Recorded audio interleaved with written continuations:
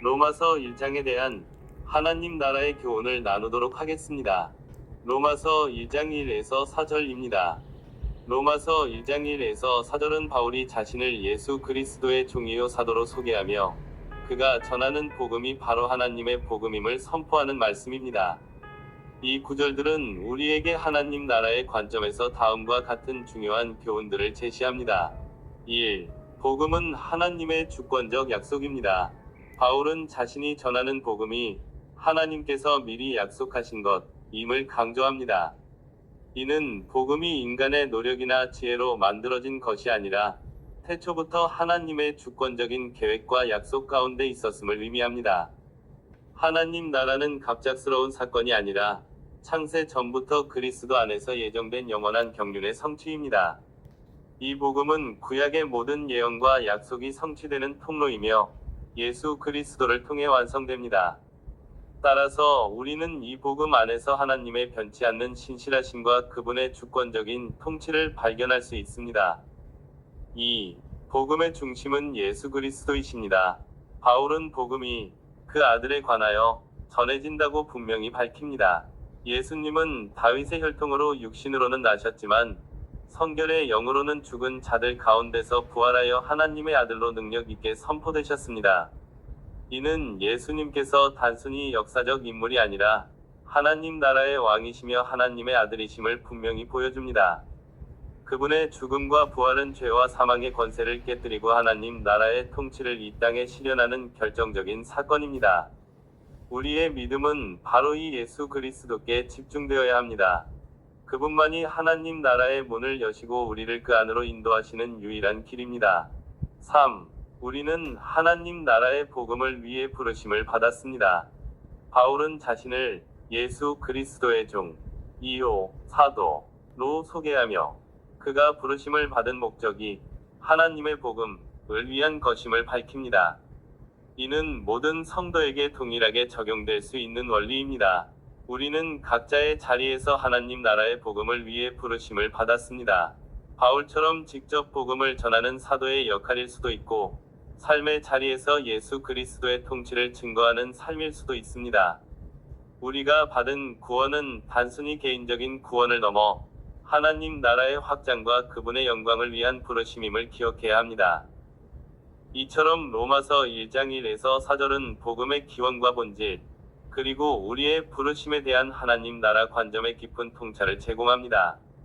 우리는 이 말씀을 통해 하나님의 주권적인 사랑과 예수 그리스도의 구속 사역, 그리고 하나님 나라를 향한 우리의 소명을 다시 한번 깨달을 수 있습니다. 로마서 1장 5에서 7절입니다. 우리는 로마서 1장 5절에서 7절 말씀을 통해 하나님 나라의 관점에서 우리에게 주시는 중요한 교훈을 나누고자 합니다. 이 짧은 구절 속에는 우리가 누구이며 무엇을 위해 부르심을 받았는지에 대한 심오한 진리가 담겨 있습니다. 사도 바울은 5절에서 우리가 그를 통하여 은혜와 사도의 직분을 받아 그의 이름을 위하여 모든 이방인 중에서 믿어 순종하게 하나니 라고 고백합니다. 여기서 우리는 은혜와 사도의 직분이라는 두 가지 핵심 요소를 발견합니다. 첫째, 은혜는 우리가 이 모든 것을 받을 자격이 없는데도 불구하고 하나님께서 값없이 주신 선물입니다. 우리는 죄인이었지만 예수 그리스도의 십자가 대속으로 인해 구원받고 하나님의 자녀가 되었습니다. 이것이 바로 하나님 나라의 백성으로 살아갈 수 있는 근본적인 토대입니다.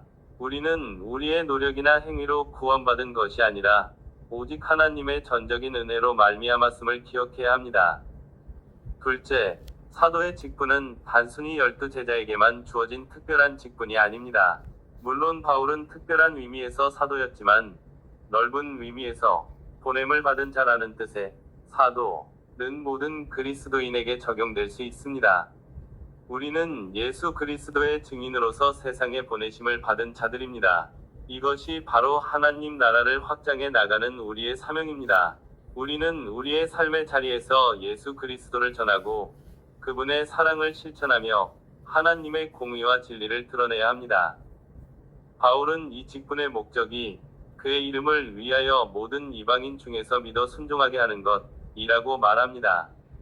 여기서 우리는 하나님 나라의 궁극적인 목표를 엿볼 수 있습니다. 하나님 나라는 특정 민족이나 계층에 국한되지 않고 모든 이방인에게 열려 있습니다. 예수 그리스도를 믿고 그분께 순종하는 자들은 누구든지 하나님 나라의 백성이 될 수 있습니다.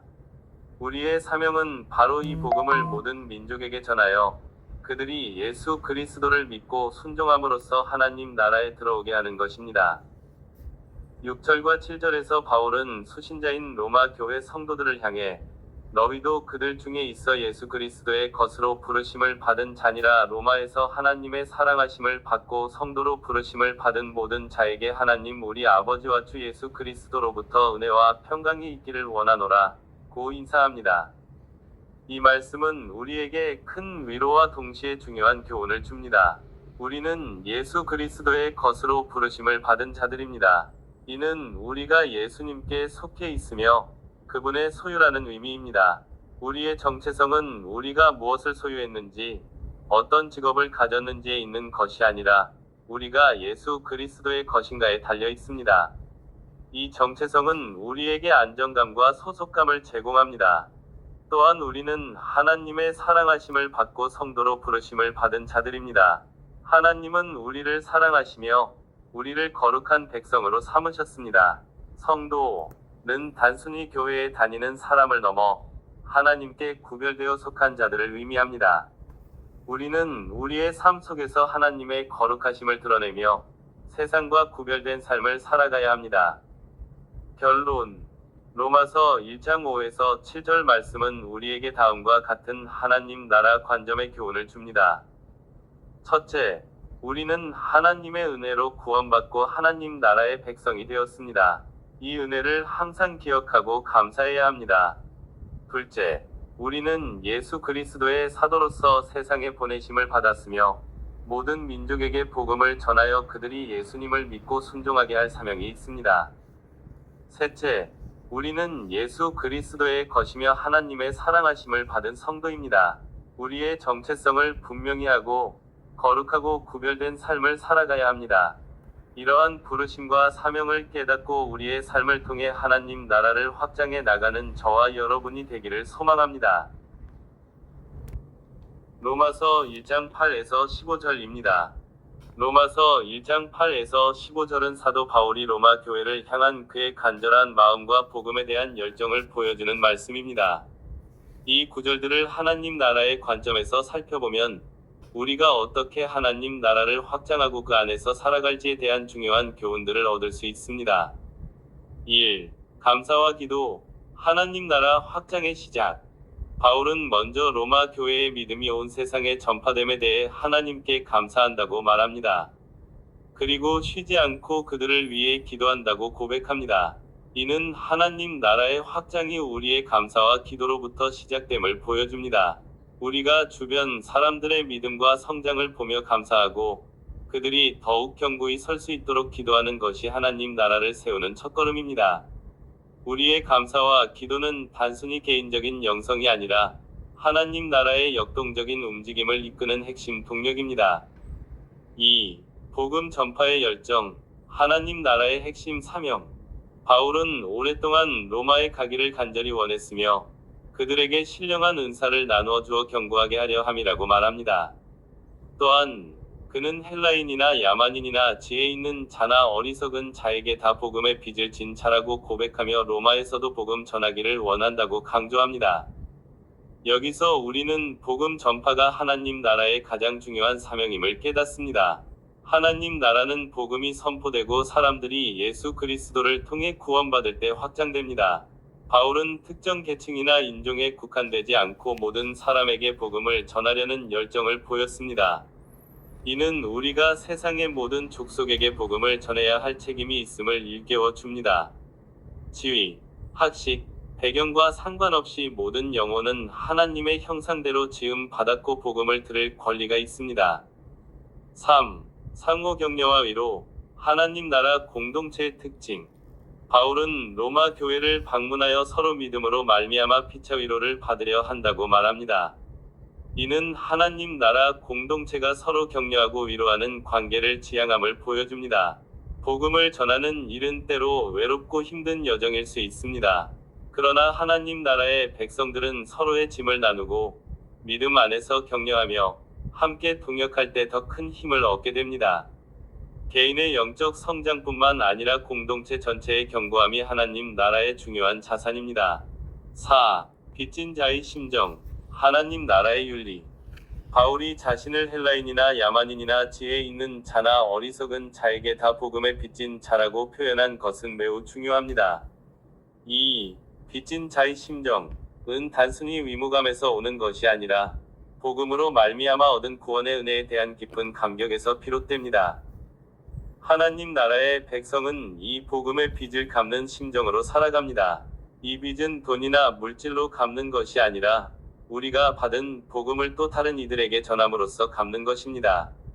우리가 복음으로 구원받았듯이 아직 복음을 알지 못하는 이들에게 복음을 전하는 것이 하나님 나라의 윤리이자 마땅히 해야 할 도리입니다. 결론. 로마서 1장 8에서 15절은 우리가 하나님 나라의 관점에서 어떻게 살아가야 할지 명확한 방향을 제시합니다. 감사와 기도로 하나님 나라 확장을 시작하고 복음 전파를 최우선 사명으로 삼으며 서로 격려하고 위로하는 공동체를 이루고 복음에 빚진 자의 심정으로 모든 이에게 복음을 전하는 것이 바로 하나님 나라 백성의 삶입니다. 우리 모두 이 말씀의 교훈을 따라 삶 속에서 하나님 나라를 이루어가고 확장하는 대헌신하는 자들이 되기를 간절히 소망합니다. 로마서 1장 16에서 17절입니다. 로마서 1장 16에서 17절은 내가 복음을 부끄러워하지 아니하노니 이 복음은 모든 믿는 자에게 구원을 주시는 하나님의 능력이 됨이라. 첫째는 유대인에게요 또한 헬라인에게로다. 복음에는 하나님의 위가 나타나서 믿음으로 믿음에 이르게 하나니 기록된 바 오직 위인은 믿음으로 말미암아 살리라 함과 같으니라 말씀입니다. 이 말씀은 우리에게 하나님 나라의 관점에서 깊은 교훈을 줍니다. 1. 복음은 하나님의 능력, 하나님 나라의 확장. 바울은 복음을 결코 부끄러워하지 않는다고 선포합니다. 왜냐하면 복음은 단순히 어떤 좋은 소식이 아니라 모든 믿는 자에게 구원을 주시는 하나님의 능력이기 때문입니다. 여기서 하나님의 능력은 단순히 개인적인 구원에 그치지 않습니다.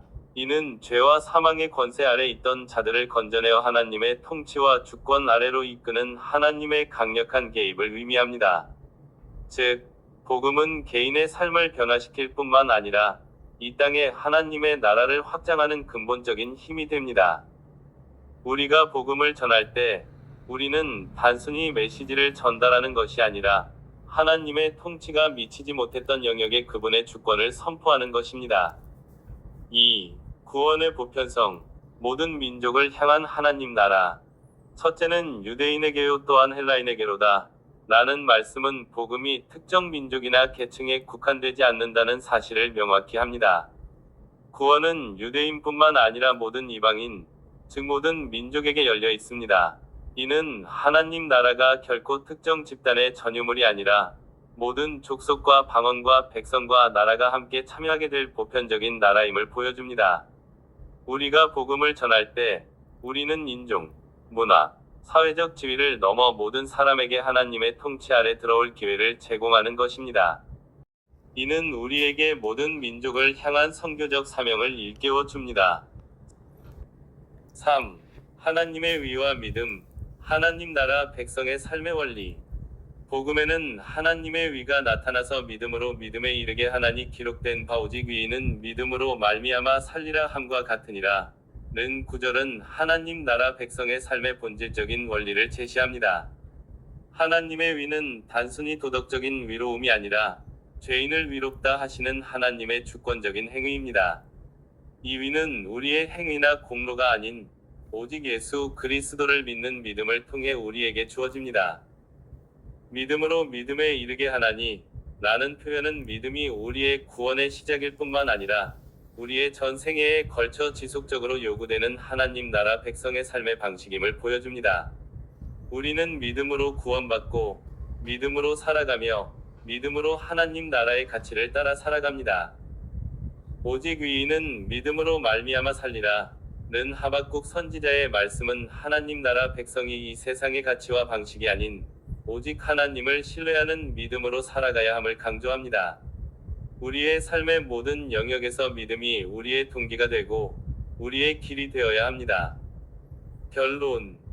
로마서 1장 16에서 17절은 복음이 단순히 개인적인 구원의 메시지를 넘어 이 땅에 하나님의 나라를 확장하고 모든 민족을 하나님의 통치 아래로 부르며 믿음으로 살아가는 하나님 나라 백성의 삶의 원리를 제시하는 강력한 말씀입니다. 우리는 이 복음을 부끄러워하지 않고 담대히 선포하며 믿음으로 하나님 나라의 가치를 따라 살아가는 삶을 통해 이 땅에 하나님의 나라를 더욱 분명히 드러내야 할 것입니다. 로마서 1장 18에서 23절입니다. 우리는 로마서 1장 18에서 23절까지 이 말씀을 통해 하나님 나라의 관점에서 인간의 죄와 하나님의 진노에 대해 깊이 묵상하고자 합니다. 이 말씀은 우리에게 불편할 수 있는 진실을 담고 있지만 동시에 우리를 향한 하나님의 사랑과 구원의 길을 깨닫게 하는 중요한 교훈을 제시합니다. 1. 하나님의 진노가 나타나는 이유. 바울은 18절에서 하나님의 진노가 불의로 진리를 막는 사람들의 모든 경건하지 않음과 불의에 대하여 하늘로부터 나타난다 고 선포합니다. 여기서 말하는 하나님의 진노는 인간적인 분노와는 다릅니다.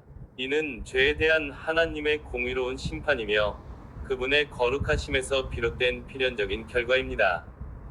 그렇다면 왜 하나님의 진노가 나타날까요? 19절과 20절은 그 이유를 명확히 밝힙니다.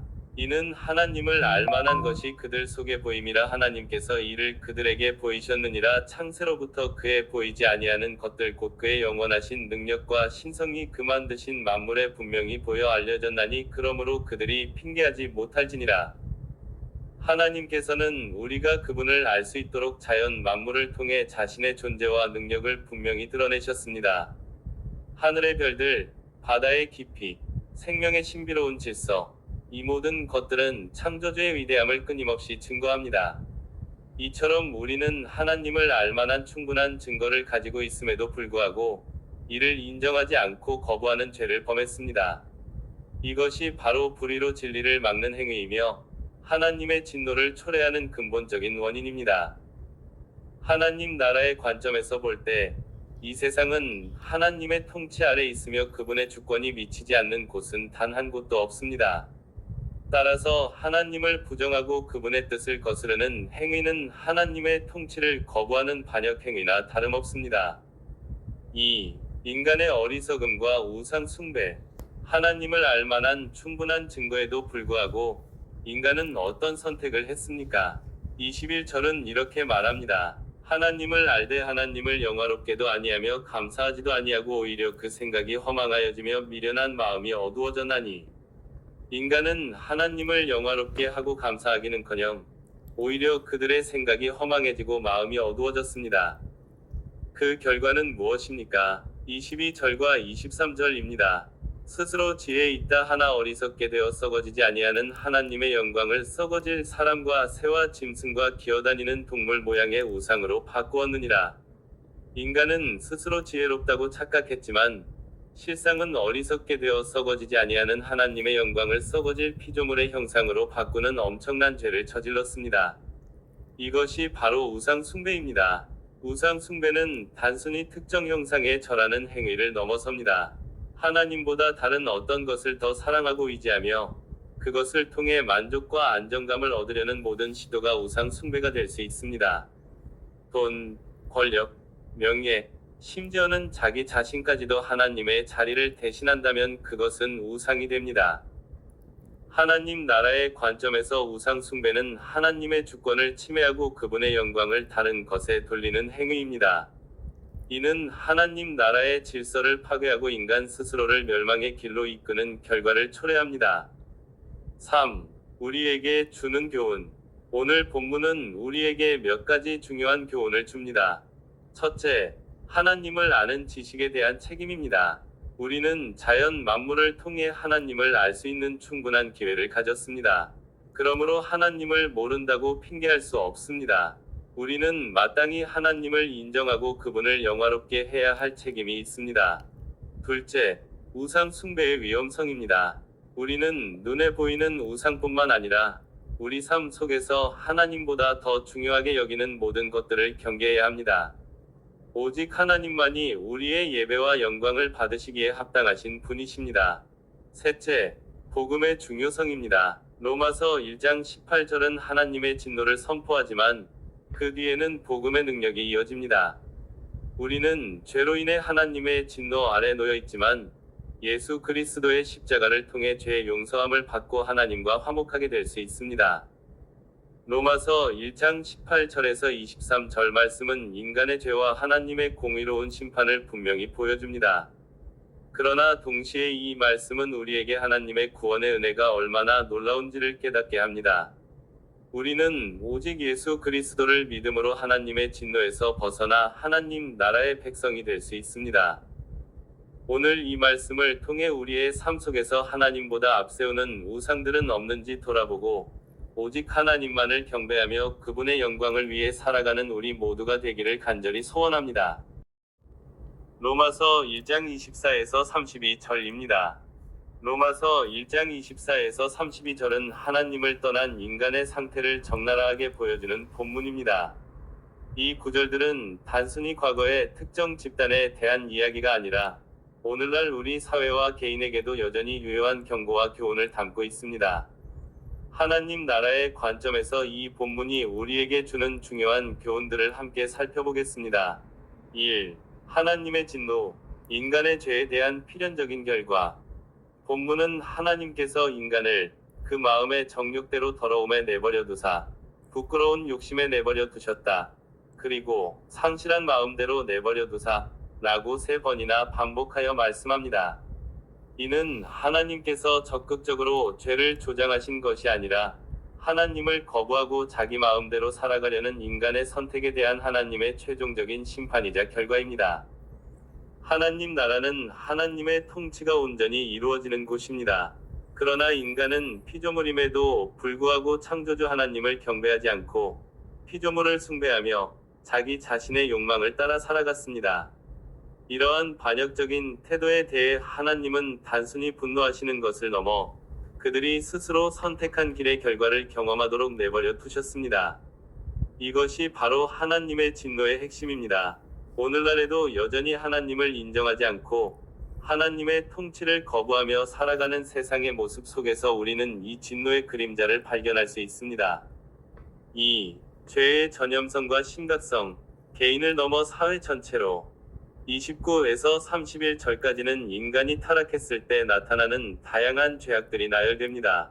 모든 불의, 추악, 탐욕, 악의가 가득한 자요, 시기, 살인, 분쟁, 사기, 악독이 가득한 자요, 수군수군하는 자요, 비방하는 자요, 하나님께서 미워하시는 자요, 능욕하는 자요, 교만한 자요, 자랑하는 자요, 악을 도모하는 자요, 부모를 거역하는 자요, 우매한 자요, 패약하는 자요, 무정한 자요, 무자비한 자라는 끔찍한 목록은 죄가 개인적인 영역에 머무르지 않고 관계와 사회 전체로 확산되는 전염성을 보여줍니다. 하나님 나라는 사랑과 공의, 평화가 지배하는 공동체입니다. 그러나 죄는 이러한 공동체를 파괴하고 불신과 갈등, 폭력을 야기합니다. 우리가 살아가는 세상 속에서 이기심, 탐욕, 증오가 만연하고 공동체가 무너지는 모습을 보면서 죄의 심각성과 그 파괴력을 다시금 깨닫게 됩니다. 3. 알면서도 행하는 죄, 회개의 촉구. 가장 충격적인 부분은 32절입니다. 그들이 이 같은 일을 행하는 자는 사형에 해당한다고 하나님께서 정하심을 알고도 자기들만 행할 뿐 아니라 또한 그런 일을 행하는 자들을 옳다 하느니라. 사람들은 자신들이 행하는 악한 일들이 하나님의 심판을 받을 만한 것임을 알고 있음에도 불구하고 죄를 짓고 더 나아가 그러한 죄를 짓는 사람들을 지지한다는 것입니다. 이는 오늘날에도 흔히 볼 수 있는 모습입니다. 우리는 무엇이 옳고 그른지, 무엇이 하나님 앞에서 죄가 되는지 분명히 알고 있습니다. 그러나 세상의 풍조에 휩쓸려 혹은 자신의 욕망을 채우기 위해 죄악된 길을 걷기도 합니다. 더 나아가 죄를 죄라고 말하지 않고 오히려 정당화하거나 죄를 짓는 이들을 옹호하는 모습까지 나타납니다. 하나님 나라는 우리가 하나님의 말씀을 깨닫고 죄에서 돌이켜 회개할 때 비로소 경험할 수 있습니다. 알면서도 죄를 짓는 것은 하나님 나라의 백성다운 모습이 아닙니다. 이 본문은 우리에게 지적인 인정을 넘어선 삶의 변화, 즉 회개를 강력하게 촉구합니다. 결론, 하나님 나라를 향한 방향 전환. 로마서 1장 24에서 32절은 하나님을 떠난 인간의 비참한 모습을 보여주지만 동시에 우리에게 하나님 나라의 소망을 바라보게 합니다. 이 본문은 우리에게 다음과 같은 교훈을 줍니다. 첫째, 우리는 하나님 중심적인 삶을 살아야 합니다. 하나님을 경배하고 그분의 통치를 인정할 때 우리는 죄의 지배에서 벗어날 수 있습니다. 둘째, 우리는 죄의 심각성을 깨닫고 개인의 삶과 사회 속에서 죄악된 요소를 제거하기 위해 노력해야 합니다. 셋째, 우리는 회개의 삶을 살아야 합니다. 알면서도 짓는 죄에서 돌이켜 하나님께로 나아가야 합니다. 하나님 나라는 멀리 있는 것이 아닙니다. 우리가 하나님을 우리의 주님으로 인정하고 그분의 뜻에 순종하며 살아갈 때 하나님 나라는 우리의 삶과 공동체 속에서 이미 시작됩니다. 이 시간 로마서 본문의 경고를 깊이 새기고 하나님 나라를 향한 삶의 방향을 확고히 할 수 있기를 소원합니다. 아멘.